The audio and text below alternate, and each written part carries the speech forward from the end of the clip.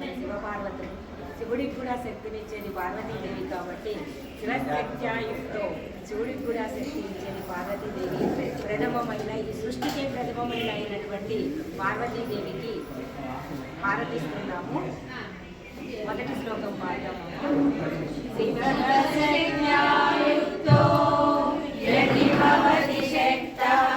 వెనకేముంది?